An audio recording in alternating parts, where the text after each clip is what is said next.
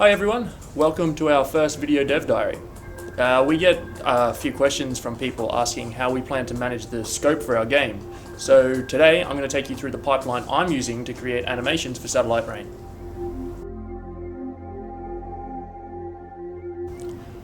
Now, animation is a fairly time-consuming task. So games that require a lot of animations usually have a fairly large team of animators to produce them all.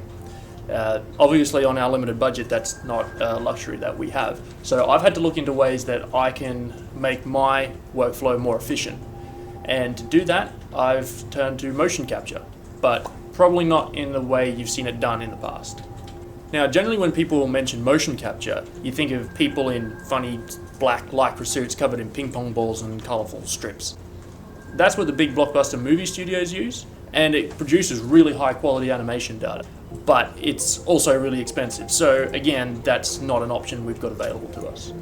When we were first planning our Kickstarter, I found some videos on YouTube showing people who had taken the Microsoft Kinect sensor for the Xbox 360, connected it to their computers, and used it as like an in-home motion capture studio.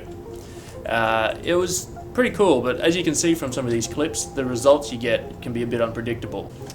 You get arms and legs jittering all over the place unpredictably. I had to play around with it myself, but unfortunately I didn't really get much better results from it. Now, the solution that I've settled on is a pretty good compromise between cost, quality, and simplicity. Around our studio, we've got 4 PlayStation Eye cameras set up in a sort of semi-circle arrangement. Now, using those combined with a piece of software called iPi Mocap Studio is enough to get production quality animation data. Now, the reason that the cameras are in that semicircle arrangement is because really they're just regular cameras. They don't have depth sensors in them like the Kinect does, so they've got no idea about 3D space.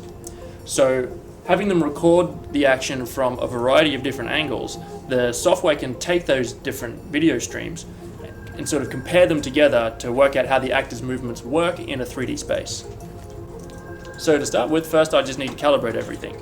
The process is pretty simple. I just take a flashlight like this one and I move it around the capture area.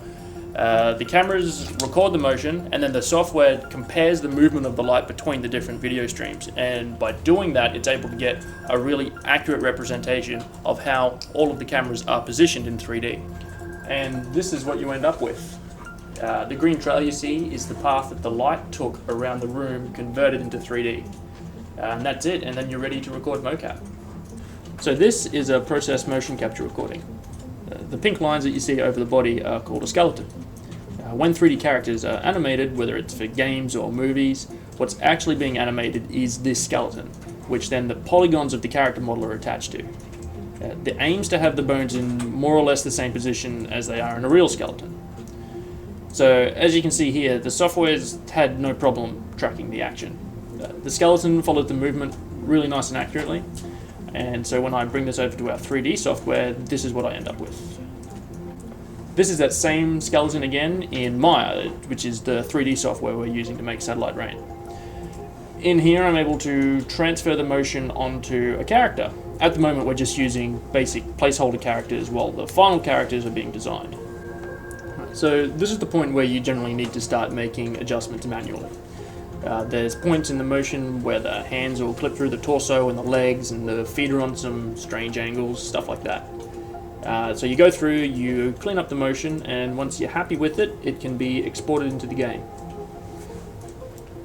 Okay, so this is the editor for Unity's animation system, which they've named Mechana.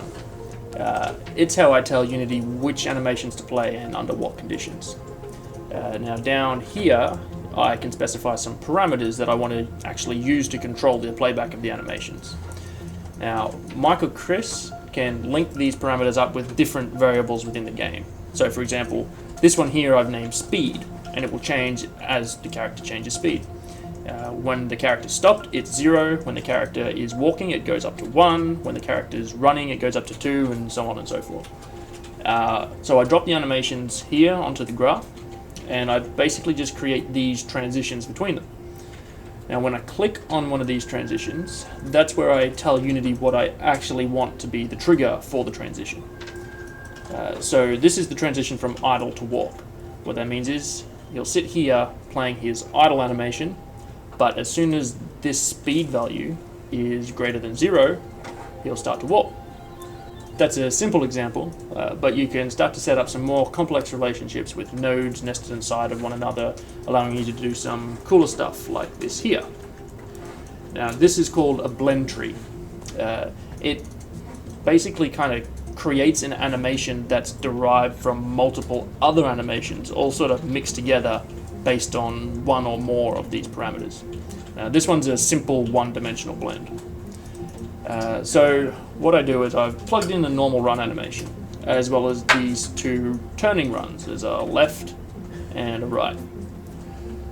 I've set it up so Mechanim will blend between these three animations as the direction parameter changes. So I'll click play here, and you'll see the character is just running normally. But as soon as I change the direction parameter, it gradually blends into the turns, but at the same time keeping them all synced up and looking nice and smooth.